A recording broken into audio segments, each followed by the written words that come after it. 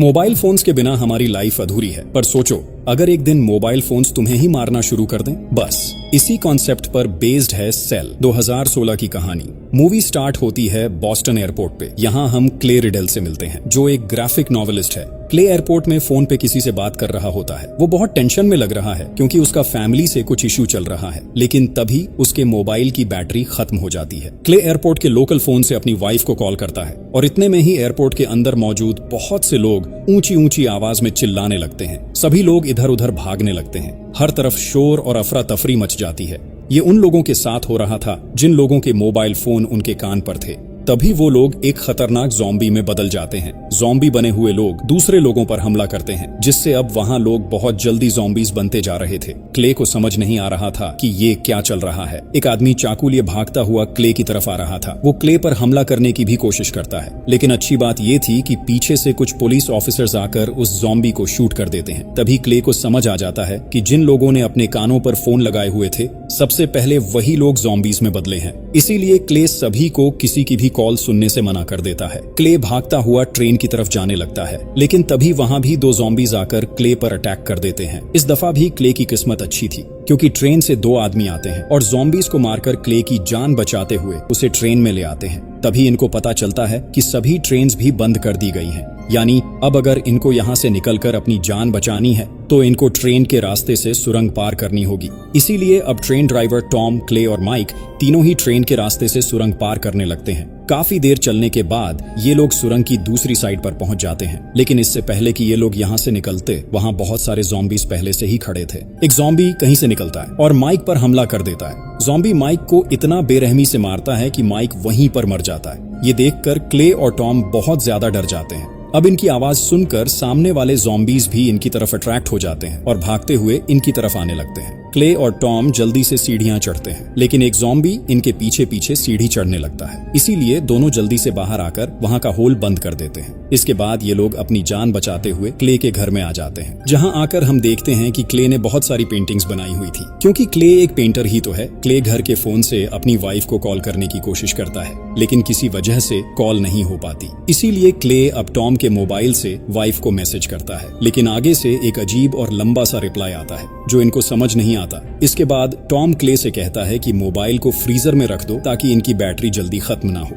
अब इसी तरह रात हो जाती है। दोनों बैठकर बातें कर रहे थे। तभी इनके दरवाजे पर कोई नॉक करता है। जो कोई भी था वो मदद के लिए चिल्ला रहा था। क्ले डरते डरते दरवाजे के पास जाता है और आराम से दरवाजा खोलता है। क्ले देखता है कि ये तो उसकी नेबर है जो खून से लथपथ थी। उसकी हालत बहुत खराब थी, लेकिन वो ज़ॉम्बी नहीं बनी थी। उसके हाथ में चाकू था, जिसका मतलब था कि उसने बहुत से ज़ॉम्बीज का मुकाबला किया है। क्ले उस लेडी को अंदर ले आता है। लेडी बहुत डरी हुई कहती है, मेरी मॉम भी ज़ॉम्बी बन गई थी, इसीलिए ना चाहते हुए भी मुझे उन्हें मारना पड़ा। अब क्ले उस लेडी को अपनी वाइफ के कपड़े देता है और फ्रेश होने को कहता है। तीनों बहुत थके हुए थे, इसीलिए जल्दी ही तीनों सो जाते हैं। अगली सुबह क्ले अपनी वाइफ और बच्चे को ढूंढने के लिए निकल जाता है और साथ में टॉम और वो लेडी भी क्ले का साथ देने को तैयार हो जाते हैं। ये लोग बाहर निकल जाते हैं, जहां हर तरफ तबाही मची हुई थी। ज़ॉम्बीज हर तरफ फैले हुए थे, लेकिन ये लोग किसी तरह ज़ॉम्बीज से बचते हुए अपनी जान बचाकर वहां से भाग जाते हैं। अब काफी देर चलते हुए ये लोग एक जगह और पहुंचते हैं, जहां एक बोर्ड पढ़कर इनको उम्मीद होती है कि शायद यहां से हमें कुछ हथियार मिल जाए। तीनों आराम से बिना शोर किए अंदर जाते हैं। वो लेडी सबसे आगे थी और अब जैसे ही वो बेसमेंट की तरफ जाती है तो एकदम से डर जाती है, क्योंकि बेसमेंट में लाशें ही लाशें पड़ी हुई थी। ज़ॉम्बी ने यहाँ पर जो लोग थे उन्हें बहुत बुरी तरह नोच नोच कर काटा हुआ था। हर तरफ खून ही खून था। ये लोग हिम्मत करते हैं और एक रूम में जाते हैं, जहां से इनको बहुत सारे हथियार मिल जाते हैं। ये लोग जरूरत के मुताबिक वहां से बहुत सारा सामान उठाकर बाहर आ जाते हैं। बाहर आते ही इनको झूले पर बैठा हुआ एक लड़का नजर आता है। लड़के के पास एक डॉग भी था और उसके हाथ में एक तेज धार कुल्हाड़ी भी थी। ये तीनों धीरे धीरे उसकी तरफ जाते हैं, लेकिन उस लड़के को इनके आने का पता चल गया। लड़का भी ज़ॉम्बी बन चुका था, इसीलिए वो इनकी तरफ भागता है। तभी टॉम गोली चलाकर उसे मार देता है। गोली की आवाज सुनकर बहुत सारे ज़ॉम्बीज आवाज से अट्रैक्ट हो जाते हैं और जंगल से निकलकर इनकी तरफ आने लगते हैं। अब तीनों बहुत सारे ज़ॉम्बीज को शूट करते हैं, उनको मारते हैं,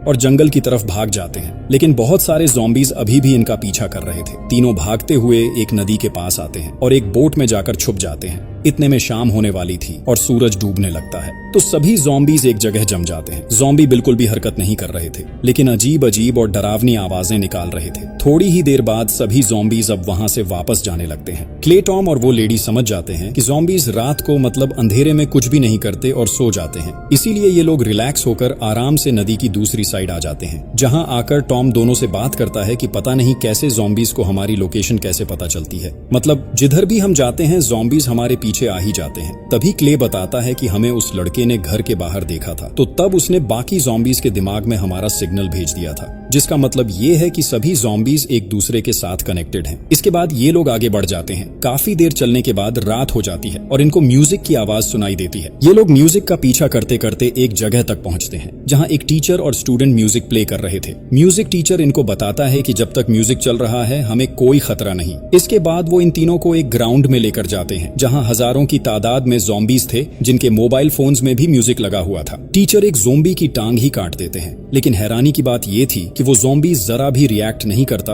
और मजे से सोता ही रहता है। इसके बाद टीचर इन तीनों को अंदर ले आते हैं और ज़ॉम्बीज के बारे में बहुत सारी बातें बताते हैं, जैसे कि ज़ॉम्बीज सोते ही रहें तो अच्छा है, अगर ज़ॉम्बीज बिना वजह ही जाग गए तो वो पूरी दुनिया में तबाही मचा देंगे। इसीलिए हमने प्लान बनाया है कि हम ज़ॉम्बीज को सोते हुए ही आग लगा देंगे। तीनों भी इनके प्लान में शामिल हो जाते हैं। इसीलिए अब टॉम और क्ले जल्दी से पेट्रोल से भरा हुआ एक ट्रक लेकर आते हैं और ज़ॉम्बीज के बीच जाकर वहां बहुत सारा पेट्रोल छिड़क देते हैं। इसके बाद टीचर एक जलती हुई बॉल को तीर पर लगाकर वहां फेंक देते हैं और जल्द ही वहां बहुत ज्यादा आग लग जाती है। हर तरफ से ज़ॉम्बीज आग की लपट में आ चुके थे। ज़ॉम्बीज जलकर मर रहे थे, लेकिन कुछ ज़ॉम्बीज आग लगने के बावजूद भी वहां से बाहर आ रहे थे, तो टॉम और क्ले अपनी गन से उनको शूट करते हैं। आग इतनी ज्यादा हो चुकी थी कि धीरे धीरे ट्रक की तरफ भी आ जाती है, जिससे ट्रक एकदम ब्लास्ट होता है, जिस वजह से टीचर भी ब्लास्ट में आकर मर जाते हैं। टीचर की मौत पर उनका स्टूडेंट बहुत रोता है, लेकिन क्ले उसे हौसला देता है और अब ये लोग काफी देर तक आगे चलते रहते हैं। काफी देर चलने के बाद ये लोग एक हॉल में पहुंचते हैं,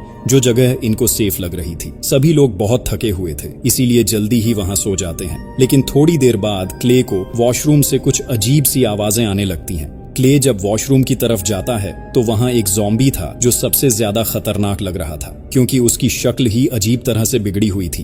वो क्ले की तरफ देखकर हंसने लगा, लेकिन अच्छी बात ये थी कि ये क्ले का एक सपना था। क्ले नींद से जाग जाता है, लेकिन वो बहुत डरा हुआ था, इसीलिए वो बाकी सभी को भी अपने सपने के बारे में बताता है। लेकिन हैरानी की बात ये थी कि बाकी सभी ने भी सेम यही सपना देखा था। अगले दिन सभी लोग वहां से निकल जाते हैं और दोबारा से चलते चलते एक होटल तक पहुंचते हैं, जहां इनकी तरह बचे हुए और भी बहुत सारे लोग थे। ये सभी लोग एक वैली में जाने का फैसला करते हैं, जहां मोबाइल फोन्स के सिग्नल्स नहीं आते हैं, क्योंकि अगर सिग्नल्स ही नहीं आएंगे तो मोबाइल्स कौन लेकर जाएगा वहां, और अगर मोबाइल्स नहीं होंगे तो वहां ज़ॉम्बीज भी नहीं आते होंगे। असल में ये सब कुछ क्ले की एक लिखी हुई कहानी से ही जुड़ा हुआ हो रहा था, जिसके बारे में क्ले ने टॉम को भी बताया था। टॉम क्ले से पूछता है कि तुमने अपनी कहानी की एंडिंग कैसी रखी है, लेकिन क्ले बताता है कि मैंने तो अभी एंडिंग लिखी ही नहीं। रात को ये सभी लोग यहीं सो जाते हैं। आधी रात को एक लेडी की आंख एक अजीब सी आवाज सुनते हुए खुली। जब वो लेडी देखने गई तो डोर की दूसरी साइड से आवाज आ रही थी। जैसे ही वो कान लगाकर सुनने लगी, तभी वहां क्ले भी आ जाता है और तभी वहां मौजूद बहुत से लोग क्ले पर हमला करने लगते हैं, क्योंकि पता नहीं कैसे वहां पर बहुत सारे लोग ज़ॉम्बीज बन चुके थे। क्ले, टॉम और बाकी बचे हुए लोग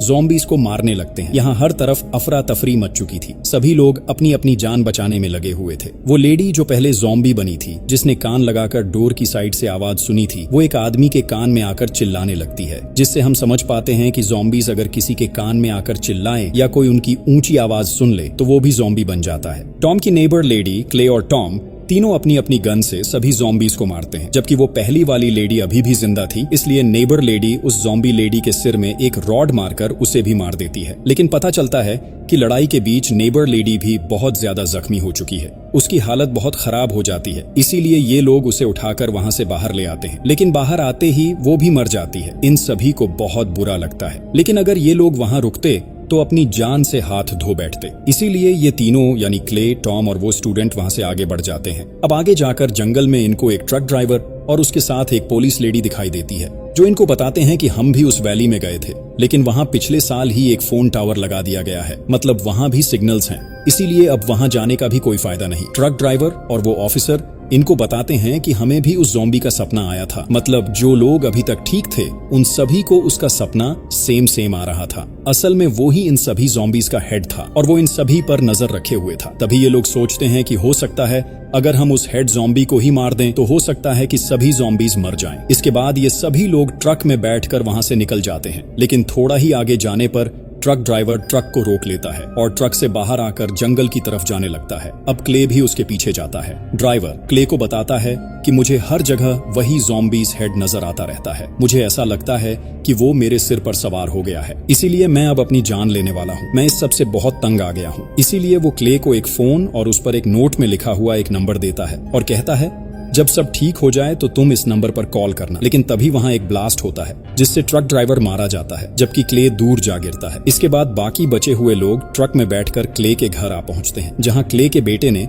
फ्रिज पर एक नोट लिखा हुआ था जिसमें वो बता रहा था कि मेरी मॉम ज़ॉम्बी बन चुकी है, इसीलिए मैं अब कशवाक वैली जा रहा हूँ। क्ले बहुत परेशान हो जाता है। अब जैसे ही वो स्टोर रूम में कुछ सामान लेने जाता है तो वहीं हेड ज़ॉम्बी क्ले पर हमला कर देता है। वो बहुत खतरनाक वार कर रहा था। क्ले भी उसका अच्छे से मुकाबला करता है, लेकिन वो हेड ज़ॉम्बी क्ले से ज्यादा पावरफुल था, इसीलिए वो क्ले पर भारी पड़ने लगता है। लेकिन तभी पीछे से टॉम आकर हेड ज़ॉम्बी को पकड़कर पीछे करता है, तो वो ज़ॉम्बी अब टॉम पर हमला करने लगता है, जिसकी मदद करने के लिए क्ले एक रॉड से उस पर हमला करता है, जिसके बाद ये दोनों अपनी अपनी गन से उसे शूट कर करके मार देते हैं। जब इन्होंने उसका फेस से मास्क हटाया तो पता चला कि ये तो क्ले की वाइफ है, लेकिन अब वो भी ज़ॉम्बी बनकर मर चुकी है, वो अंदर से टूट चुका था। अब इन सभी के पास बचने का कोई और रास्ता नहीं था, इसीलिए अब क्ले उस ट्रक ड्राइवर का दिया हुआ फोन उठाता है और उस नंबर पर कॉल करने का फैसला करता है। इधर टॉम ट्रक में जाकर देखता है कि पूरा ट्रक बॉम्ब्स से भरा हुआ है, जिसका मतलब ये था कि जब भी क्ले नंबर पर कॉल करेगा तो ये बॉम्ब्स का ब्लास्ट करने वाला नंबर था।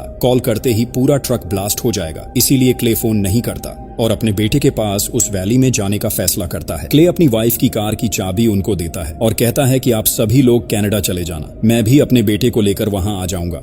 इससे पहले वो स्टूडेंट को एक स्प्रे देता है और कहता है रास्ते में जाते हुए तुम इस स्प्रे की मदद से अपने नेम के स्पेलिंग लिखते जाना, जिससे मुझे तुम्हारा पता चल जाएगा और मैं भी तुम सभी तक पहुंच सकूंगा। इसके बाद क्ले अकेला ही वैली तक पहुंच जाता है, जहां वो पिछले साल लगे हुए टावर को भी देखता है, जिसके इर्द गिर्द लाखों की तादाद में ज़ॉम्बीज थे। क्ले ज़ॉम्बीज के बीच से होता हुआ आगे निकल जाता है और आखिरकार वो हेड ज़ॉम्बी तक भी पहुंच जाता है। क्ले ट्रक को रोकता नहीं और हेड ज़ॉम्बी को ट्रक से टक्कर मारता है, फिर ट्रक से उतरकर उस पर बहुत सारी गोलियां चलाता है। तभी क्ले को ज़ॉम्बीज के बीच से अपने बेटे की भी आवाज आती है, तो वो अब अपने बेटे के लिए ज़ॉम्बीज के बीच चलता जाता है। लेकिन इतने सारे ज़ॉम्बीज में अपने बेटे को ढूंढना बहुत मुश्किल था। बहुत देर ढूंढने के बाद वो थक जाता है और अब वो ड्राइवर का फोन निकालता है और कॉल करने का फैसला करता है, क्योंकि जैसे ही वो कॉल करेगा ट्रक ब्लास्ट हो जाएगा। लेकिन अचानक क्ले का बेटा उसके सामने आ जाता है। क्ले अपने बेटे को सामने देखकर बहुत खुश होता है और उसे गले लगा लेता है, लेकिन तभी वो ज़ॉम्बीज अजीब अजीब ऊंची ऊंची आवाजें निकालने लगते हैं, जिनमें क्ले का बेटा भी शामिल था, जिसका मतलब ये था कि क्ले का बेटा भी अब ज़ॉम्बी बन चुका है। और इसी के साथ कहानी यहीं एंड हो जाती है। वीडियो को लाइक और चैनल सब्सक्राइब मत भूलना। Thanks for watching.